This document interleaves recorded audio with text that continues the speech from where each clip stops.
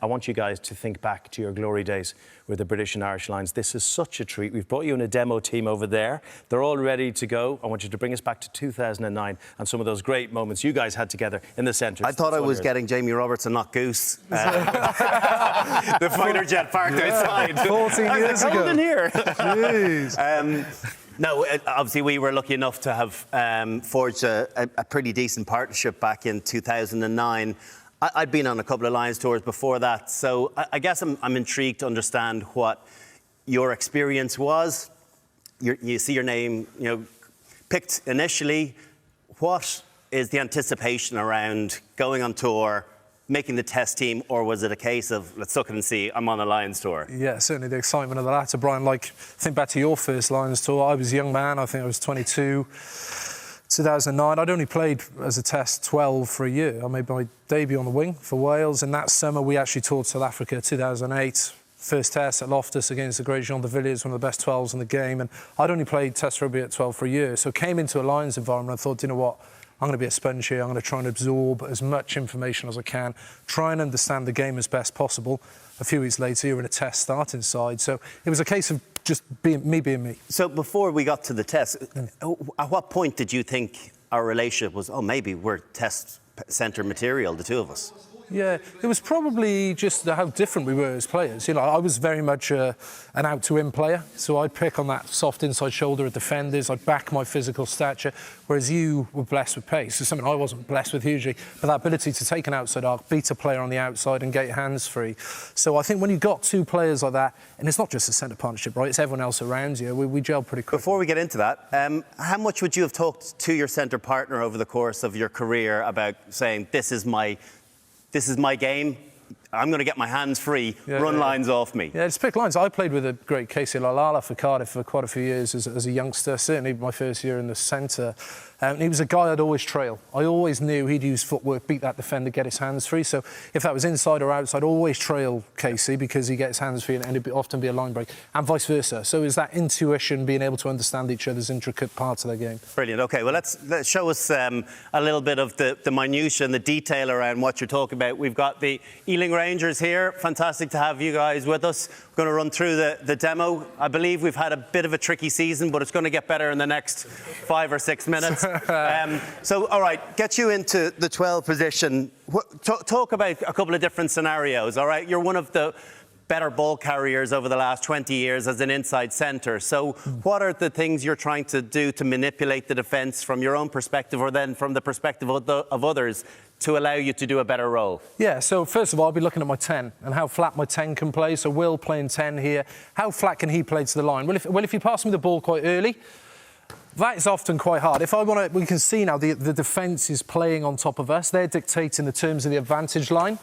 So the key is to get your 10 playing onto the ball. That allows you, our 10 to sit their 10. And then I guess my USP, my strength as a player, is to be able to pick on the inside shoulder of this defender. So that late footwork. So being able to, if you take the ball to the line, being able to run straight, it's just that late subtle movement and taking a weak shoulder here. If I run straight at him, he's probably going to dominate me in the collision. But obviously I was blessed physically, quite a big guy for a 12. Not in that way, Hughes. But trying to attack the weak shoulder of that defender. And there's an onus on me as well, right, to make sure that you get that one-on-one, that I don't bring in the 13 at all to allow for a double hit. If I can make it a little bit softer, drag that defender a little bit wider, it'll give you an opportunity against the best defender in the world. You'll fancy yourself. No doubt. And it's never a job for one individual, right? It's as a unit, it's as a 10, 12, 13. Add in a blindside bringer as well. Everyone's got a role to play. So if we just run this through, Brian, you talk about your role, trying to just distract that outside centre, isolates this defender, allows me a better opportunity to win the contact. And then your role post doing that is to just be on that trail line, right? So, Will, if you carry nice and flat, it's my subtle change of movement into this space, beating this defender. Can I get my hands free? Can you anticipate the offload? As soon as I'm just looking at your hips, as soon as you turn in there, after I've done my job out wide of trying to drag that defender wider, I'm just trying to follow the exact line that you have run. I can be a little bit late. The last thing I want to be is too early on it. because you might be fighting in the tackle, you might haven't had an opportunity to get your arms free, so rather late than early, because worst case scenario, you could get to deck and pop the ball up to me, but if I run past you and you haven't managed to properly fight through the tackle, you're going to have to carry and it's going to be a ruck. Exactly, and vice versa. How do we create space for each other, right? So if your strength was to be able to bounce on the pass or and beat that defender on the outside space, how can I create that space for you? So Will, again, not too flat. You want to get rid of the ball a bit earlier. So before we throw, Will, a big part of what I want to do, I don't want to sell that outside break too early, because you want to encourage the defence to come up on you, to press and close your space. If I show too early, it'll immediately feel as though it's a drift and that's a secure position for him to get into. Whereas if I can bounce on the pass and I'll always have my left hand out, it's taking it wide.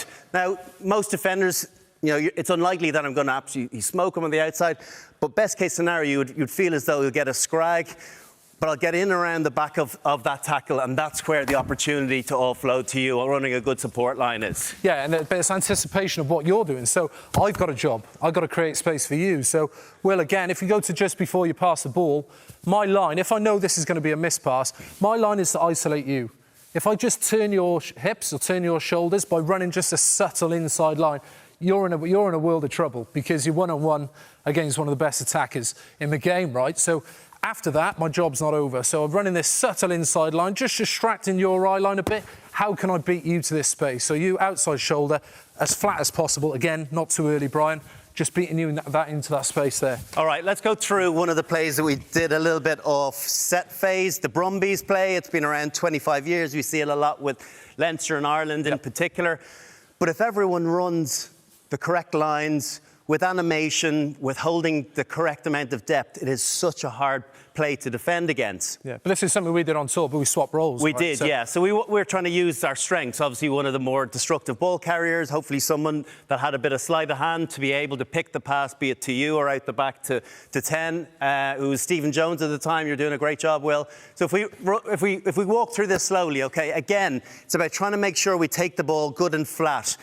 There's a misconception that if a line speed is really pressing against you, you go deeper. Actually, you go flatter and take it to them, because they're going to have to soften their cuff a couple of metres away from you and slow them down. Right, if I get to here, first of all, if the 12 leaves me in any shape or form on a one-on-one tackle with 10, I'm going to take that all day, power through. Again, it's going to be that offload. Yep.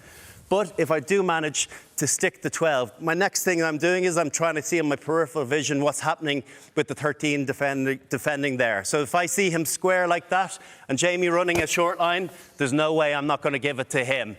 What I'm trying to do, though, I'm trying to get him to commit in. Come around here, Will, don't be too early. We'll walk through this again.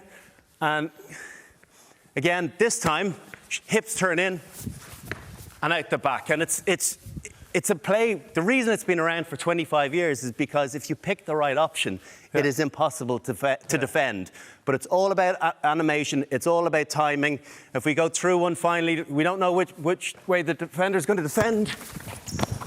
Oh, yeah, I still got it, mate. Still got it. The key to that, you're right, Brian, is how flat it is. So I think as a ball runner, we've seen this. We see it in rugby league. They run it brilliantly, certainly in union. How flat can I be? If I'm a metre or two too deep, the move doesn't work. It gives him recovery time. The key is on you, Brian. How flat can I be to you without being a full part? And one of the best ways, if we could just get one final ball from you, Will.